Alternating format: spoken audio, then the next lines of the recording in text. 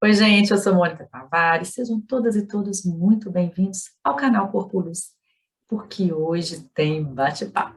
Tem bate-papo aqui todo domingo para você, trazendo pessoas muito legais para tecer uma prosa aqui sobre assuntos desde as artes a reflexões para o nosso existir. E no bate-papo de hoje eu vou conversar com a gestora cultural e advogada Marise Siqueira.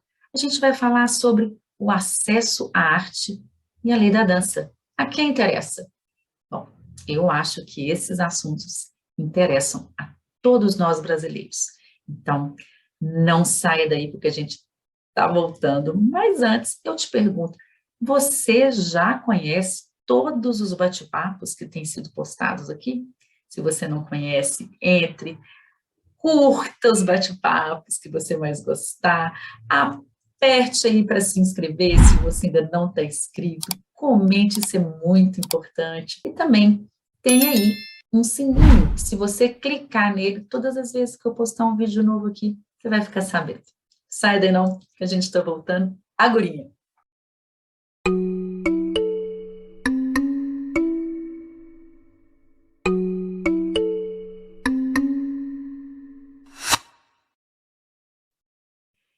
E o bate-papo hoje é com a Marise Siqueira. A Marise é gestora cultural, advogada com atuação na área cultural, bailarina, ativista, compõe a diretoria da Associação Cultural Articula Dança do Rio Grande do Sul e da Associação Fórum Nacional de Dança, além de atuar também no coletivo ATAC, Articulação dos Trabalhadores das Artes da Cena pela Democracia e Liberdade.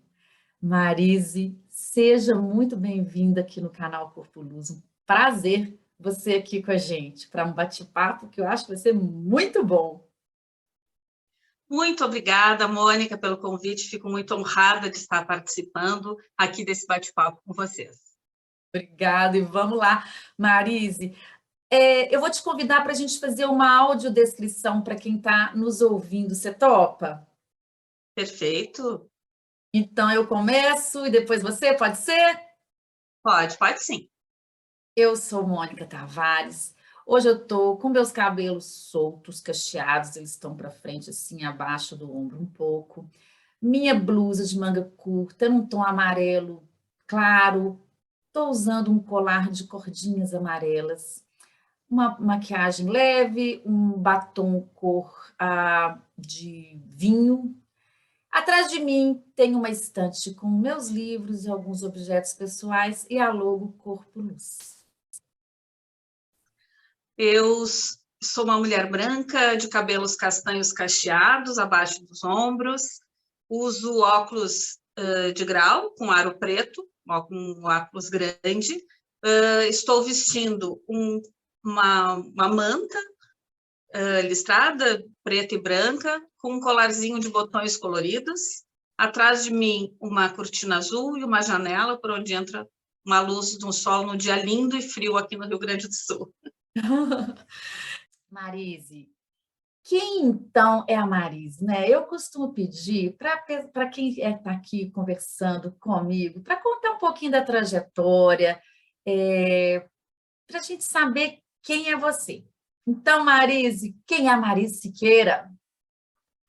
Eu sou gaúcha, nascida em Santana do Livramento, na fronteira do Rio Grande do Sul com o Uruguai. Minha formação em balé clássico, estudei na escola, com formação na Escola de Balé Clássico do professor João Luiz Rola, em Porto Alegre, onde me formei depois de 10 anos de estudo, aos 15 anos, e iniciei a minha trajetória como professora de dança de balé clássico durante 10 anos, professora de balé clássico e jazz, e também atuei em Porto Alegre nas companhias de dança Balé de Câmara do Sul, Balé Oficina e Grupo Mudança. A minha formação acadêmica foi em Ciências Jurídicas e Sociais, então eu, ao passo em que trabalhava com dança, fiz a formação no curso de Direito, né, Ciências Jurídicas e Sociais, então hoje sou advogada, bailarina, já não mais exercendo a profissão artística, né, em cena, mas sempre trabalhando na gestão, na área de cultura e de dança, principalmente, produção de projetos culturais, uma participação ativa nos coletivos por políticas públicas para a arte, principalmente para a dança. Passei pela Câmara Setorial e o Colegiado Setorial de Dança do Ministério da Cultura, nos anos entre 2005 e 2012, eu participei por 2 gestões do Colegiado Setorial. Sou militante, fui presidente da Associação Gaúcha de Dança por 2 mandatos, sou da diretoria ativamente do Fórum Nacional de Dança, uma associação que existe desde 2003, e também da Associação Cultural Articula Dança, de defesa dos profissionais, de defesa dos direitos e luta por políticas públicas para a área da dança aqui no Rio Grande do Sul. Também milito na Articulação dos Trabalhadores das Artes da Cena pela Democracia e Liberdade, um coletivo que surgiu um pouco antes da pandemia, quando iniciaram processos relativos à censura às artes no Brasil. Reuniu-se, então, esse coletivo de trabalhadores das artes da cena de todo o Brasil, e nós temos feito atividades e produzido documentos, reuniões, em defesa do direito dos trabalhadores das artes. Sou advogada, militante, atuo também na área de direito administrativo, e essa é a minha função. Trabalhei como coordenadora da assessoria jurídica da Secretaria de Cultura do Estado do Rio Grande do Sul, e o secretário me chamava de a minha bailarina jurídica, porque eu, ao passo que era assessora jurídica, também tinha uma grande participação nas questões relativas à gestão específica para a área das artes. Eu acho que isso é bastante importante, essa mescla, né, de conhecimentos, essa troca na área jurídica e na área artística. A gente vai ter oportunidade de falar sobre isso no nosso bate-papo. Eu convidei a Marise porque eu acho que ela tem informações preciosas para nós, tanto com relação ao acesso à arte, né, um direito de todos e em todos os sentidos, e com relação à lei da dança. Muito bem, Marise. Vamos começar, então, pelo acesso à arte, né, Marise? Como é que você quer começar? Olha, esse é um tema que a gente vem discutindo desde a criação do Plano Nacional de Cultura, no início dos anos 2000, em que a gente se discute, na verdade, que todos os cidadãos e cidadãs têm o direito do acesso às artes. O direito do acesso às artes, ou seja como um fazedor de arte, seja como artista, como trabalhador na área das artes, em outras áreas da cultura, mas também como cidadão que tem o direito a fruir, né, a ter acesso a espetáculos de qualidade, a ter acesso, independente da sua região, da sua classe social, da sua formação, da sua escolaridade, ou seja, todos têm o direito do acesso às artes e à cultura. Isso está garantido na Constituição Federal, né, de 1988, mas o que nós precisamos é que tenhamos políticas públicas de difusão de artes, né, que garantam não só o direito de quem faz, como o direito de quem consome, né, ou de quem frui das atividades artística-cultural, que são indispensáveis para a formação dos cidadãos. Né? Esse é o nosso aspecto mais importante, o aspecto cidadão das artes. Eu acho que é tudo isso que nós buscamos, né, na nossa atuação, seja como produtores, criadores, artistas, que a nossa arte, o nosso trabalho chegue ao maior número de pessoas possível. E a importância da transformação que a arte faz em cada um que pode fruir, né? Assistir e participar de alguma forma. E com relação ao artista, né? Como que você tem pensado com relação a essa diversidade na cultura, a esse acesso já na formação?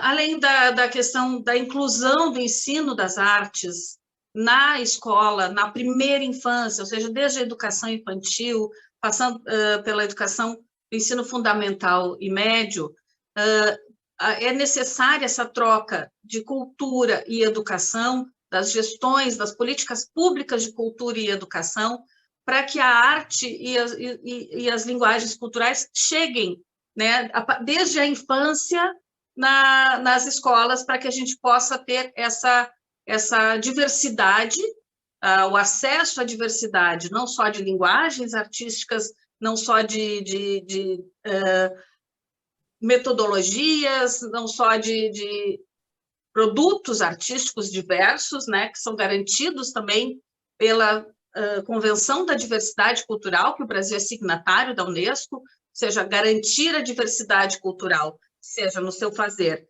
regional, nas suas linguagens, a arte popular, a arte erudita, não que a arte precise estar geograficamente distribuída, a arte erudita só é consumida e realizada nos grandes centros. A arte popular é realizada nas periferias e de forma descentralizada, longe dos grandes centros. Então, é necessário mesclar a diversidade, seja de linguagem, seja a diversidade étnica, seja a diversidade cultural regional, isso tudo tem que estar amplamente difundido.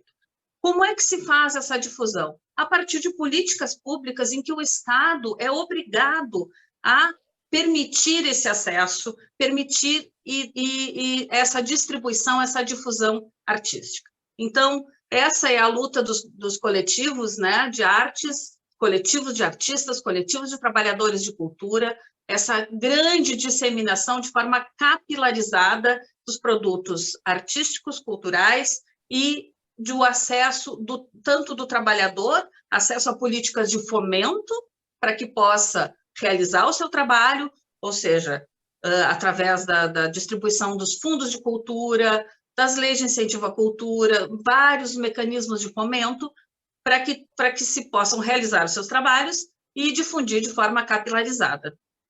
Essa grande descentralização que nós precisamos, descentralização e diversidade que nós precisamos atingir nesse Brasil imenso, né? Então, essa é uma questão prevista, inclusive, no Plano Nacional de Cultura, com mecanismos específicos para difusão e descentralização do acesso ao fazer e ao fruir arte e cultura. E você mencionou aí a questão da escola, né? Arte na primeira infância. Fala um pouquinho disso para a gente entender como que é isso. Sim, nós temos visto desde a redemocratização do Brasil, nós estamos participando de vários coletivos, como cidadãos, como cidadãs, de elaboração de planos nacionais na área de cultura, planos nacionais na área da educação, plano nacional na área de saúde, e nós agora temos o Plano Nacional da Primeira Infância.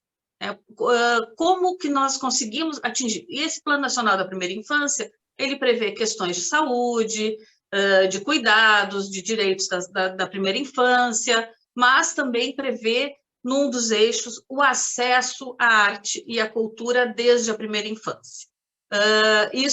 Um plano nacional, ele atinge de forma capilarizada programas da União Federal, dos estados e dos municípios. Cada estado deve elaborar o seu plano estadual da primeira infância para que possa ser aplicado no seu território e, consequentemente, os municípios deveriam também trabalhar na elaboração de planos de políticas públicas para a primeira infância.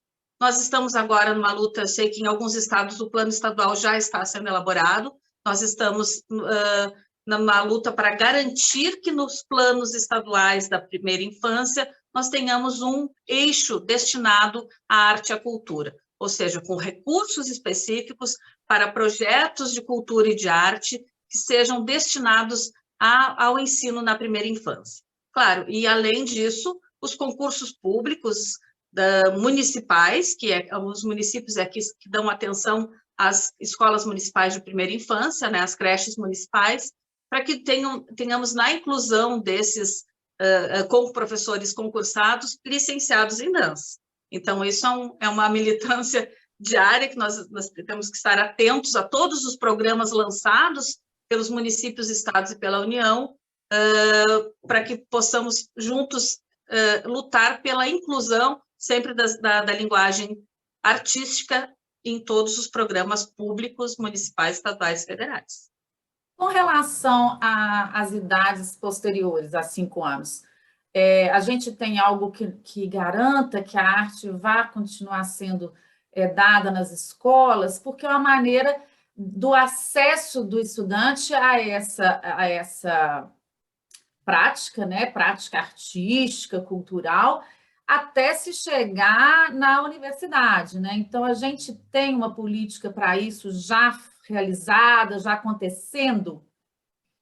Sim, nós temos a previsão na LDB, a Lei de Diretrizes e Bases da Educação, que o ensino artístico faz parte do currículo formal do ensino básico, ou seja, fundamental e médio.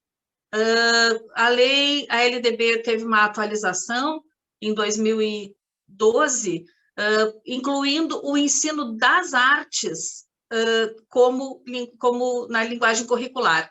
E, posteriormente, foi especificado que dança, teatro, música e artes visuais são as 4 linguagens de artes que devem estar no currículo obrigatório do ensino fundamental e médio. Como se garante isso num país, né, como o Brasil, em que precisamos ter professores licenciados, concursados para atuar na educação formal pública, né? A educação privada também deve ter a inclusão da linguagem das artes no currículo, mas aí os professores não precisam ser concursados. O que nós precisamos garantir, a nossa grande dificuldade, é garantir junto aos estados e municípios que hajam concursos públicos para a seleção de professores para o magistério municipal e estadual, com vagas específicas para as linguagens artísticas. E essa tem sido uma grande luta de muitos anos, de mais de 20 anos, né? Inicialmente, nós tínhamos a música e artes plásticas incluídas na escola, e mais recentemente, com a atualização da LDB, as linguagens de teatro e dança são linguagens obrigatórias que devem constar em alguma das etapas do ensino básico, né? Fundamental e médio. Então, a nossa luta é pela inclusão de vagas para os licenciados nas áreas das artes, nas 4 áreas das artes, nos concursos públicos estaduais e municipais. Então, devemos todos chegar lá na escola e saber se isso está acontecendo, né? Tem aí curso de arte para o meu filho, para minha filha, meu sobrinho, meu neto, né? Sim, quais são as linguagens de artes? Não são todas as escolas que têm espaços adequados, mas, ou seja, quais são as linguagens das artes que estão incluídas naquela etapa? É um direito do aluno poder participar dentro do currículo, atividades curriculares no ensino das artes. Então, Marise, vamos falar agora sobre formação, capacitação e qualificação técnica desses profissionais que vão estar atuando nessa área?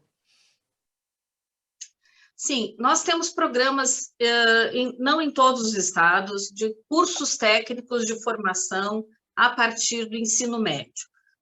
Na legislação prevê que na formação do ensino médio é possível a formação em cursos técnicos para a conclusão do ensino médio integrado com o técnico. Então, alguns estados têm escolas técnicas de artes e que essa formação técnica já garante uma formação semiprofissional, na verdade, para a inclusão no mercado de trabalho de pessoas formadas em algumas das linguagens das artes. Nós temos também a grande formação dos profissionais das artes, se dá em cursos livres, né, que são também regulamentados por lei, cursos livres que precisam a autorização apenas os coordenadores dos cursos livres precisam ter apenas a formação que a lei exige na sua área, como, por exemplo, na área da dança, a DRT de professor de dança, de bailarino, de coreógrafo, de diretor, para atuar como professor em cursos livres. Não é necessária a formação em licenciatura, em graduação superior em dança. Então, Podemos dizer que curso livre é aquele dado nas escolas de dança, né? Nas escolas de teatro, nas escolas de canto, cursos em escolas particulares, né? Sim, os cursos em escolas particulares que, na verdade, eles têm essa formação, assim como as escolas de idiomas também são cursos livres na área de formação. Ou seja, é aí a grande formação para os profissionais da área das artes, acaba se dando a maioria em cursos livres, em alguns programas sociais, alguns municípios também buscam compram bolsas de estudo, né, ou oferecem bolsas de estudos para alunos nos cursos livres particulares. Então, essa é uma grande estrutura, tem um papel muito importante na formação do artista, as escolas de cursos livres, seja na área de dança, música, teatro e artes visuais. A partir daí, claro, o estudante vai buscando a sua qualificação, a sua capacitação e busca posteriormente, ou não é necessário para exercer a profissão de artista, a formação em curso superior. A profissão de artista é uma profissão livre de quaisquer exigências de formação em curso superior para atuação, né? Então, não é necessário ter curso superior para ser artista. Sim, e a gente estava falando, você tinha comentado sobre os cursos técnicos públicos serem abertos, assim, ter uma mescla com os cursos livres, particulares, subsidiados pelo poder público. Como é que é isso? Nós, na elaboração do Plano Nacional de Cultura, e dentre os instrumentos do Plano Nacional de Cultura, o Plano Setorial de Dança, que foi finalizado no ano de 2010, foi previsto, foi recomendado para que todos os estados tivessem cursos técnicos na área de dança, né? No caso do Plano Setorial de Dança, o incentivo à criação de cursos técnicos públicos na área de dança.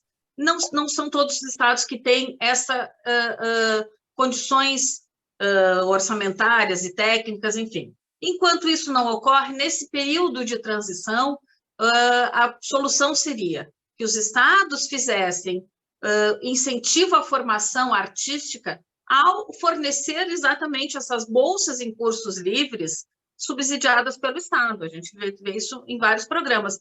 Algumas escolas particulares de dança, olha, são 10 vagas anuais para cada uma das etapas da formação, e que essas vagas são subsidiadas pelo Estado, seja Estado ou município, são pagas pelo Estado ou município para incluírem alunos de programas sociais dentro do seu quadro de estudantes, né? Então, essa possibilidade de, quando não há um curso técnico público na sua região, de se buscar através das associações de profissionais de dança, associações de acesso às artes e à cultura, buscar, junto ao poder público, essa possibilidade de fornecimento de bolsas de estudo para alunos em cursos privados. Então, isso é uma prática que já existe e que deveria ser muito mais aplicada, né, no país inteiro.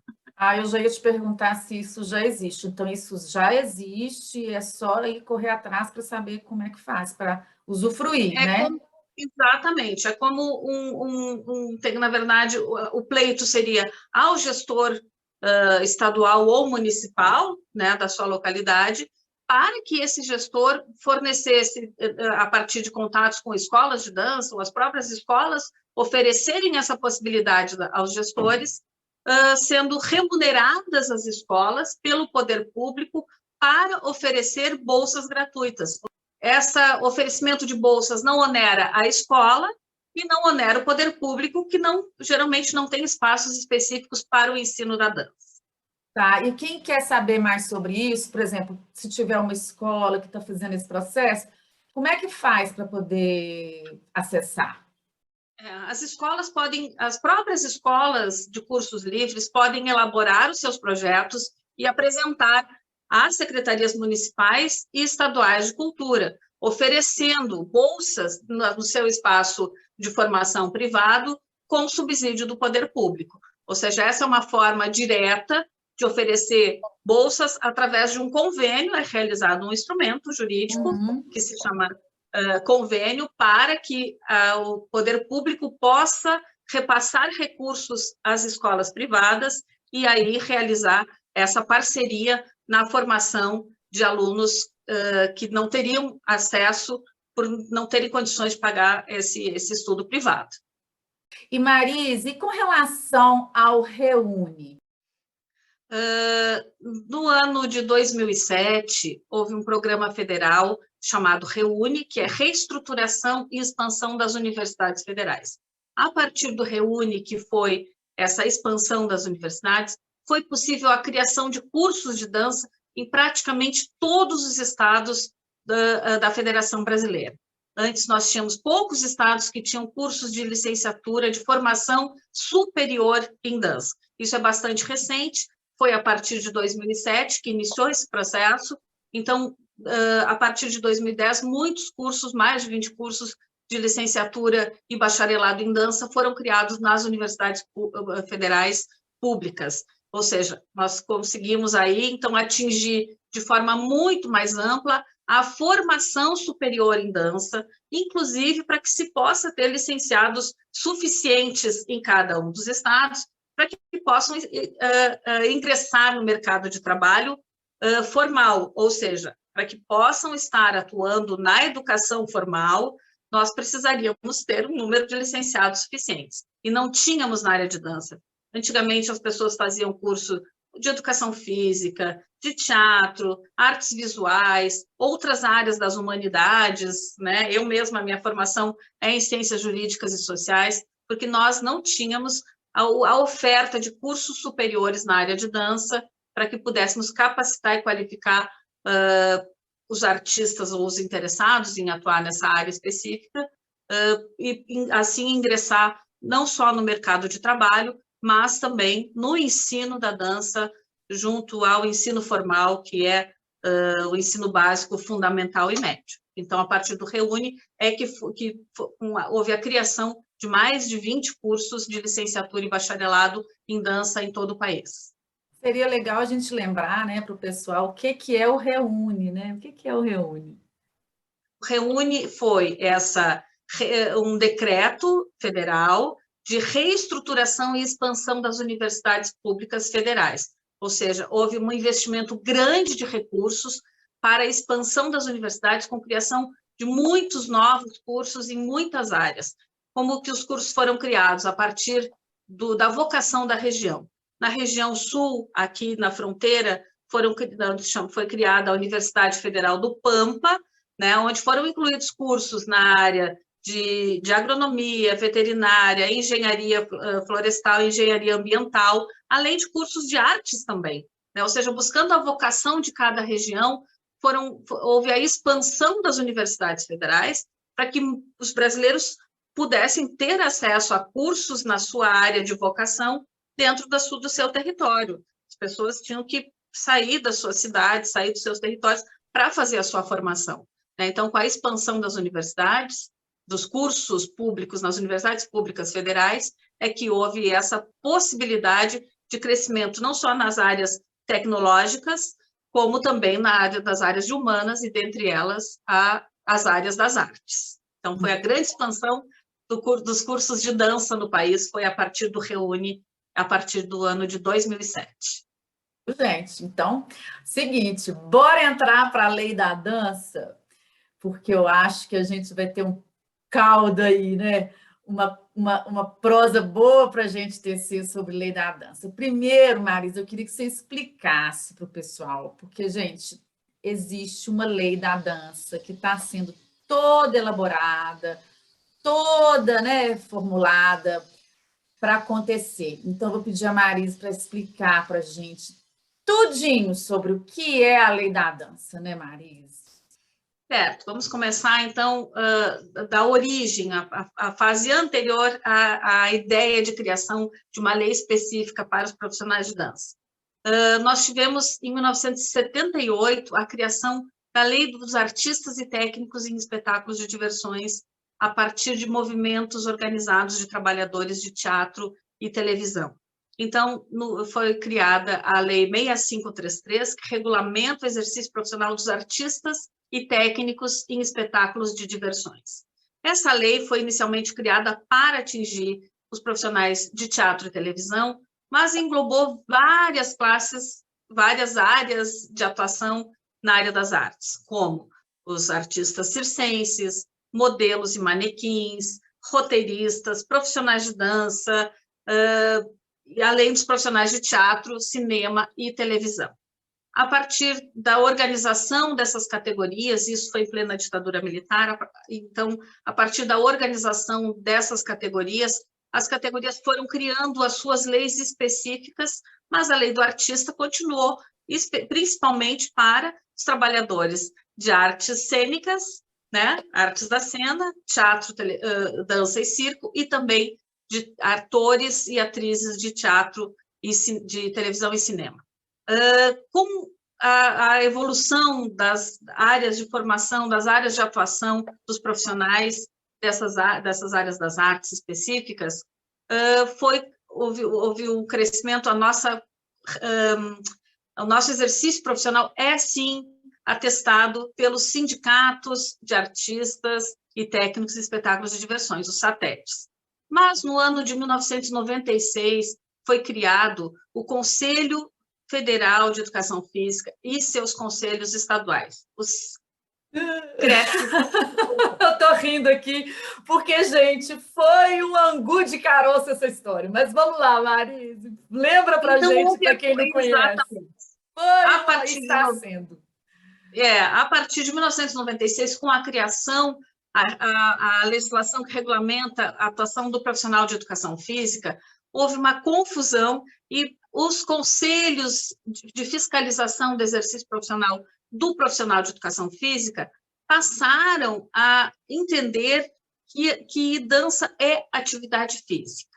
Então, passaram a exigir de forma equivocada a inscrição dos profissionais de dança nos conselhos regionais de educação física. Houve um boom a partir de 98 até 2000, 2002, né, um pouco mais, e isso continua, de certa forma, exigindo a inscrição dos profissionais de dança no CREF, ou seja, aqueles que tinham formação em educação física, naturalmente se inscreveram. São vários profissionais de dança que têm a formação em educação física, mas não era possível exigir dos artistas da dança, dos profissionais de dança, que todos eles tivessem a formação em educação física para fazer a sua inscrição. Então, o CREF passou a oferecer cursinhos de formação, cursinhos rápidos de formação, de 10 dias, uma semana, 2 dias, enfim, de preparatório para a inscrição dos profissionais de dança no Conselho de Educação Física. E isso causou um alvoroço, porque é um conselho profissional com arrecadação anual, pagamento de anuidades, ou seja, uma ingerência na atuação dos profissionais da dança, que é de outra área, porque a dança é da área das humanidades, das ciências humanas, e a educação física é da área das ciências da saúde. Então, ou seja, não há nenhuma o que pode haver é essa troca de uso do corpo como ferramenta, né? Mas a dança tem uma outra área de formação, é uma outra área de conhecimento. Com isso, muitas ações judiciais foram impetradas por profissionais de dança de todo o país, associações, movimentos, coletivos, ingressando com ações judiciais para não serem obrigados a se inscrever no Conselho de Educação Física. Com isso, a partir de reuniões, foi criado, então, nesse momento, o Fórum Nacional de Dança, com esse tema específico, né, na defesa dos profissionais da dança em todo o país. A partir daí, se sentiu a necessidade da criação de uma lei específica para os profissionais de dança, porque se viu que se a lei do artista e técnico não nos protegia dessa ingerência de uma outra área, e a lei da educação física não diz respeito aos profissionais de dança, nós estávamos ali num limite, né, num limbo jurídico, sem uma legislação que resguardasse a atuação do profissional. Então, em 2005, foi iniciada essa discussão sobre a criação de uma lei específica, que foi incluída, inclusive, no Plano Nacional de Dança, a partir que foi elaborado durante 5 anos, né, e faz parte do Plano Nacional de Cultura, a necessidade da urgência de uma lei específica para o profissional de dança. Em 2015, foi encaminhado pelo senador Walter Pinheiro o projeto de lei do Senado 644/2015, apresentando, então, a minuta da lei da dança para tramitação no Senado. Isso foi feito em conjunto com vários coletivos, houve uma pesquisa de vários coletivos, Fórum Nacional de Dança, os fóruns estaduais, associações, sindicatos, para que nós conseguíssemos discutir a elaboração dessa lei, que foi, então, iniciou a sua tramitação. Sendo aprovada no Senado, ela foi encaminhada para a Câmara, e ela está tramitando, chegou na Câmara em 2016. Foi um período um pouco difícil, porque foi o ano do impeachment. Então, ela teve parada durante todo aquele ano, foi retomada posteriormente, em 2018, foi aprovada na Comissão de Educação. Agora, em 2021, ela teve uma outra aprovação nas outras comissões temáticas, mas aguarda, nesse momento, uma autorização de uma comissão, da criação de uma comissão especial pelo presidente da Câmara Federal, o deputado Arthur Lira, e como estamos vivendo um momento político complexo, né? Então, nós entendemos que ela deva estar ou entrar na pauta a partir do próximo ano, já que já está pronta para aprovação pelo plenário, né? Então, há um grande movimento nesse sentido, coletivos, Fórum Nacional de Dança, Cooperativa Paulista de Dança, os fóruns estaduais e coletivos estaduais se mobilizando para mobilizar os seus deputados para essa votação, mas acreditamos que nesse momento eleitoral não é um momento propício para que a gente esteja atuando nesse sentido. Nós temos o apoio de toda a Comissão de Cultura, deputada Alice Portugal, deputada Jandira Fegali, deputada Maria do Rosário, muitos deputados estão conosco, estiveram em muitas reuniões da dança, fizemos no ano de 2021 2 reuniões muito potentes, coletivas, virtuais, né, porque nós estávamos ainda em plena pandemia, com participação de muitos profissionais de dança do país inteiro, e houve esse compromisso de vários dos deputados que entendem, sim, ser um tema pacífico e que vai ser aprovado de alguma forma, porque há esse interesse de aprovar, de regulamentar essa profissão para evitar exatamente essa situação em que a dança se encontra, né? Embora seja reconhecida, embora seja regulamentada de certa forma, ainda que precária, pela lei do artista e técnico, há esse equívoco jurídico, né? E a evolução da profissão de tantas formas. Nós temos, na lei do artista, nós temos, que é de 1978, nós temos 5 categorias previstas de atuação da dança: coreógrafo, diretor, maître de balé, bailarino e assistente de direção. Hoje, no século XXI, nos anos já 2020, nós temos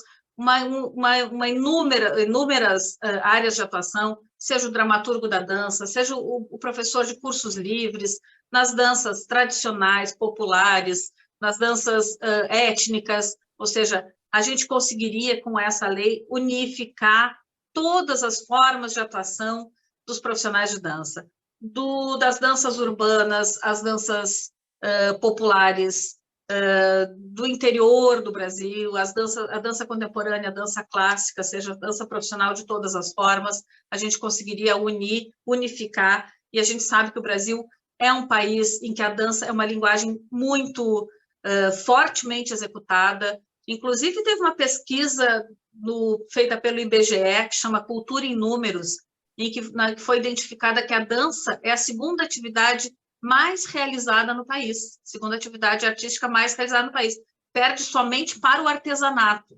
Olha, nessa pesquisa do IBGE, mais de 60% dos municípios têm grupos de dança ativos, né? Ou seja, sejam grupos profissionais, sejam grupos folclóricos, sejam grupos de danças regionais, ou seja, mais de 60% dos municípios têm grupos de dança ativos. Então, é um potencial essa rede e essa troca da dança, e que a gente, na verdade, temos essa necessidade jurídica de aprovar essa lei que regulamenta o exercício da profissão. Então, a gente precisa que o Lira dê a canetada, é isso? Exatamente. O Arthur Lira, o presidente da Câmara, tem que criar uma comissão especial para que a lei possa ser colocada em votação a partir dessa comissão especial. Tem uma questão, Mônica, que é importante falarmos da lei da dança. Já surgiu isso em vários debates, que a pessoa... mas a partir da criação da lei da dança eu vou ser obrigada a ter curso superior em dança para ter o meu DRT? Não, não vai modificar a forma de aquisição, ou seja, de regulamentação da profissão, aquilo que nós já falamos. O profissional de dança, o artista não precisa ter curso superior em dança ou nenhum outro curso superior para exercer a sua arte. A exigência do curso superior em dança, seja para uma carreira acadêmica ou para a carreira do magistério formal, né, de ser professor licenciado para atuar no ensino formal, que é fundamental e médio, educação infantil fundamental e médio, e também na formação para a carreira acadêmica, mas não será necessário, a partir da lei da dança, que os profissionais de cursos livres, artistas, tenham a formação superior em dança. Isso vai ser mantido. E eu quero fazer uma pergunta que acontece quando você mesmo explicou no nosso caso, né? Nós somos de uma época que a gente foi formado em cursos livres, né? Nós temos anos de profissão, damos aulas, né? E a gente, o curso de dança aparece posteriormente em vários estados, né? Aqui em Minas, ele apareceu, nós da dança da minha época, né? A gente já tinha anos, né? 20, 30 anos de profissão. E aí, tem agora exigências com relação à licenciatura. Você já explicou aí, mas eu queria que você falasse, pontuasse mais essa questão da licenciatura. Porque, por exemplo, eu não sou graduada em dança, eu sou graduada em psicologia, né? E vários da minha época também são graduados, como você disse, você também, em outra formação, né? Em outra graduação. Para dar aula no ensino universitário, nas universidades, é necessário ter curso de licenciatura em dança para dar aulas nas universidades? Não, a exigência da licenciatura em dança é para o ingresso no magistério da educação básica, né?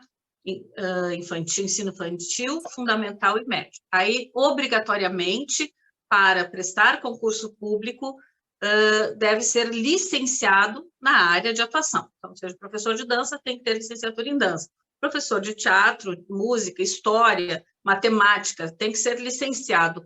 Não pode ser bacharel, que a gente também tem alguns cursos, como, por exemplo, educação física, dança, artes visuais, tem o bacharelado e a licenciatura. Então, para entrar na área da educação, deve ser obrigatoriamente exigido a licenciatura para a educação fundamental, infantil, fundamental e médio, para a educação básica.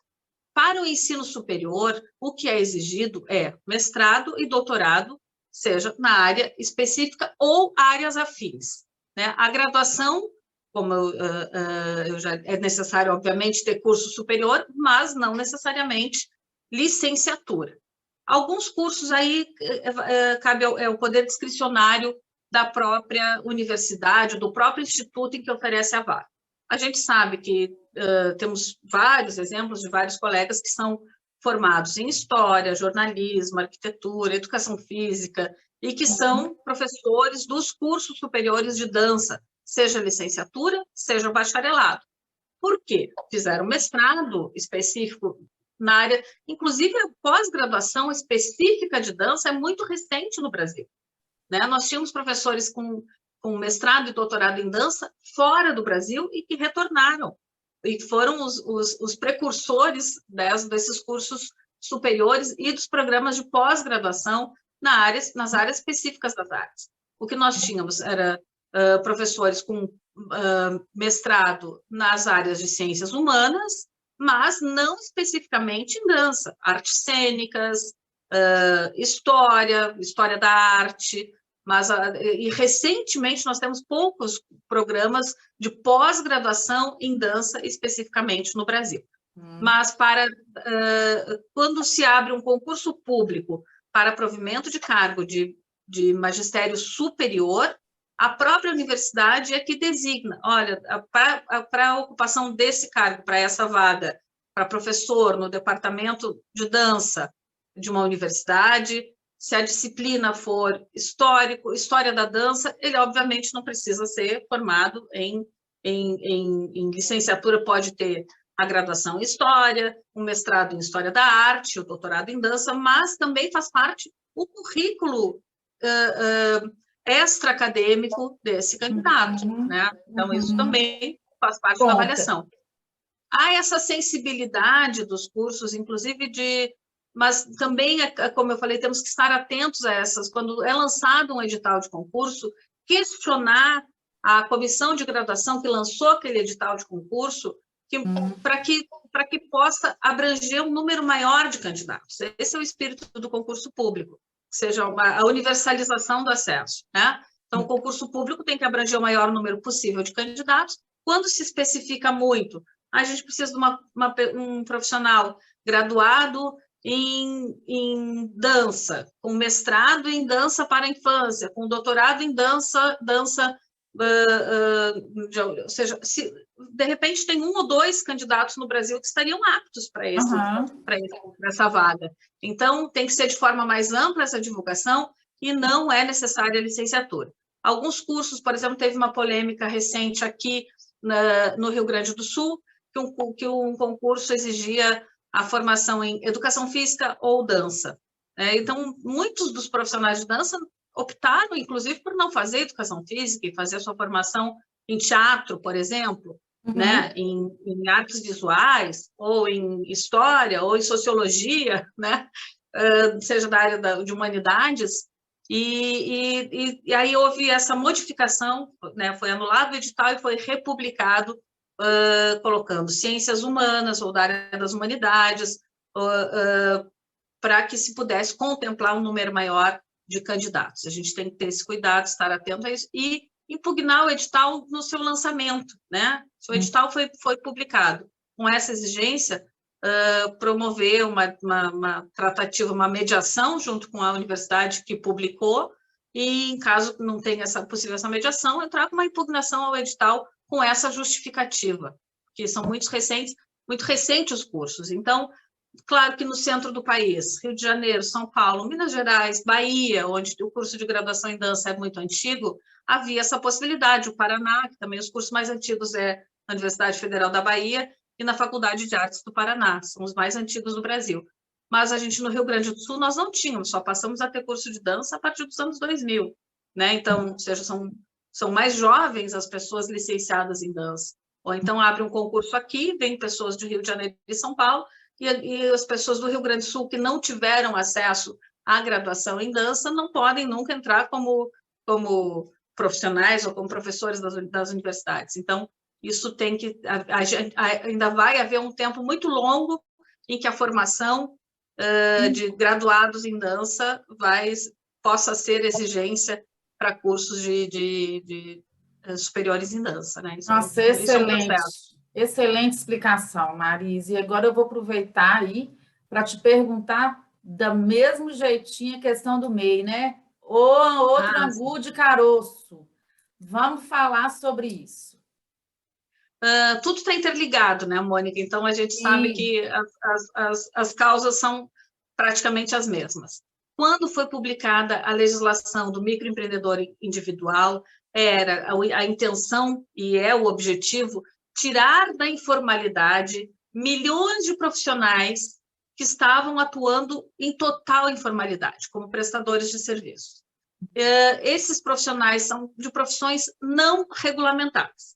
Então, muitas pessoas trabalhando na informalidade e, por essa razão, não tendo acesso a benefícios públicos como licença de saúde, tempo para aposentadoria, e também não contribuindo com o recolhimento de impostos, ou seja, era dois lados de uma mesma moeda. A informalidade é ruim para o trabalhador e é ruim para o Estado, que deixa de recolher impostos com prestação de trabalho informal. E milhões de brasileiros estavam na informalidade, dentre eles os artistas, né? Dentre esses os artistas, especificamente os artistas da dança, trabalhando na informalidade, sem nenhum tipo de registro, sem carteira assinada, sem poder apresentar uma nota fiscal, sem poder recolher, tinha que sempre pedir empresta uma nota para eu apresentar ali, fazer um trabalho, né? Sempre essa situação.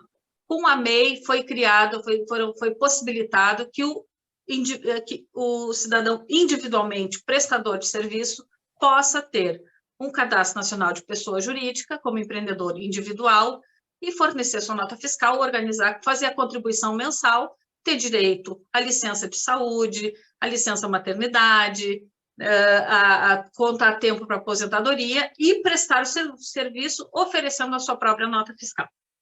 Perfeito, isso ajudou, incentivou muitos brasileiros a saírem da informalidade. Mas, no lançamento, as profissões que contam com Conselho de Fiscalização do Exercício Profissional, como, por exemplo, advogados, tem a Ordem dos Advogados, a OAB. Médicos, tem o Conselho de Medicina, o CRM. Engenheiros, tem o CREA, os arquitetos, ou seja, várias profissões que têm conselhos de fiscalização do exercício profissional, não podem usar a MEI, a legislação de microempreendedor individual, para prestar serviço, porque eles já contribuem para um conselho de fiscalização do exercício profissional. Ou seja, tem uma carteirinha de profissional que o tira da informalidade. Houve essa confusão de que a dança era uma atividade ligada à educação física. Então, o legislador, ao colocar todas as atividades possíveis a serem utilizar-se do benefício do MEI, e colocou expressamente, exceto dança, porque a dança foi, naquele momento, entendida como uma área de atuação profissional ligada à educação física. Então, instrutor de artes, exceto dança. Produtor de espetáculo, exceto dança. Ou seja, há toda uma série, promotor de eventos, exceto dança. Há toda uma previsão de atividades que podem ser beneficiadas pela MEI, mas a dança não está dentre elas. O profissional de dança, de qualquer forma, usa, né, instrutor de artes. Então, ele está lá como instrutor de artes. Ele abre e bota como sua atividade instrutor de artes, promotor de eventos, recreação, animação de festas. São todas atividades que o profissional de dança acaba usando para poder fornecer de forma indireta, na verdade, tentando usar a legislação de forma indireta para conseguir ter a sua atuação. Houve, no ano passado, um problema muito sério, por exemplo, o fomento da cidade de São Paulo, a lei de fomento. Os profissionais de dança que participaram do concurso, é um concurso público, um edital, né? Que participaram desse edital e que foram contemplados como MEI, foram excluídos, não puderam participar, tiveram seus projetos selecionados, mas não puderam ser contemplados porque usaram o CNPJ MEI. E aí houve uma denúncia dizendo que MEI não pode ser usado para dança, certamente dos classificados abaixo, né? Não, esse aqui não pode porque ele usa MEI e ele é da dança e não existe MEI para dança. Então, já se tem essa demanda há bastante tempo. Agora, em 2022, o deputado Áureo, do Estado do Rio de Janeiro, deputado federal, apresentou uma PL que está já em tramitação, que inclui expressamente a dança como atividade a ser regulada pela MEI. Ou seja, isso já era uma demanda, já se tem essa noção, mas agora já está em tramitação uma PL que incluirá a dança expressamente na MEI. Nós estamos, seja pelo Fórum Nacional de Dança, seja por vários coletivos, o Colegiado de Dança do Estado do Rio de Janeiro está fortemente atuando nesse sentido, a Cooperativa Paulista de Dança, ou seja, nós temos vários coletivos que estamos acompanhando a tramitação dessa legislação. Claro que nós precisamos estar unidos, né, trocando informações, buscando, eu sempre digo, a gente temos que trabalhar em rede. A gente sabe que alguns municípios exigem, para abertura de escolas de dança, o município exige a inscrição no CREF, para poder conceder o alvará de funcionamento. Isso é ilegal, isso é abusivo, mas os profissionais de dança, por falta de conhecimento, acabam achando que é o correto. Olha, precisa inscrever no CREF, contrata um profissional de educação física com inscrição no CREF para ser o responsável técnico pela sua escola de balé clássico, danças urbanas, jazz, enfim, seja o que for, e acaba tendo que contratar um profissional da educação física. Isso, na verdade, é reserva de mercado de uma área, e o Conselho Federal tem sido assim, fortemente atua, o Conselho Federal de Educação Física, atuando fortemente nessa área de reserva de mercado para os seus profissionais. Mas, com todo respeito aos profissionais da área de educação física, né, não é um absurdo essa exigência, porque a dança já é isso por várias decisões, inclusive do Superior Tribunal de Justiça. A dança é considerada uma área de conhecimento da área das artes, da área das humanidades, e a educação física da área da saúde. Então, enfim, não deveria haver essa confusão. Mas olha a confusão que isso vai causando, né? Problemas em efeito cascata. Nossa, Né? e isso, né, gente, assim, nada contra os profissionais também da área de educação física, mas tira o pé da nossa janta!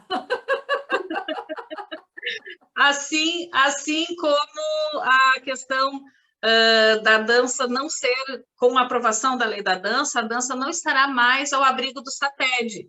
Isso é uma confusão, né, que tem causado, né, grandes discussões no país. Mas a dança vai se separar do teatro. Não, a dança não vai se separar do teatro. A dança vai ter uma legislação específica e terá ou não sindicatos específicos da área, podendo ser inclusive o próprio SATED, que pode abarcar, né, essa nova legislação da dança quando ela for aprovada.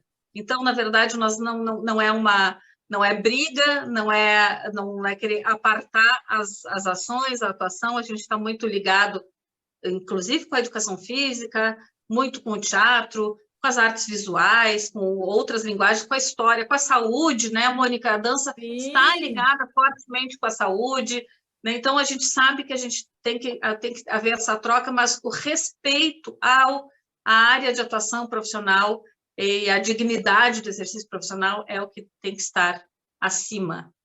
Nossa, lindo demais, Marise. É isso mesmo, Marise. E aqui, quem quiser saber mais, o que você aconselha? Por exemplo, eu posso deixar aí na descrição o seu contato no Instagram? Para quem quiser pode saber. Ser. Através do contato, eu posso encaminhar alguns textos, tirar dúvidas em relação a leis. Eu procuro estar atuando sempre de forma... Podem seguir nas redes o Fórum Nacional de Dança, que é uma entidade de atuação nacional e que está atenta, né, a todas essas questões jurídicas em relação ao exercício profissional. O meu Instagram é @marise.g.siqueira, e o Fórum Nacional de Dança, eu não estou me lembrando aqui, mas enfim, é procurar nas redes, está lá no... Só dar um Google ali. Você me passa tudinho, viu, gente? Vai estar aqui na descrição para vocês poderem acessar. Marise, eu vou te fazer a pergunta clássica do bate-papo. Como que você deseja finalizar o nosso bate-papo? Eu estou gostando tanto de falar e gosto tanto desse tema, que isso me dá sempre me renova poder participar de discussões nesse sentido. Mas eu vou trazer, homenageando o nosso poetinha gaúcho, Mário Quintana, um poema do Mário Quintana muito curtinho, que diz assim: quem faz um poema abre uma janela, respira, tu que estás numa cela abafada, o ar que entra por ela.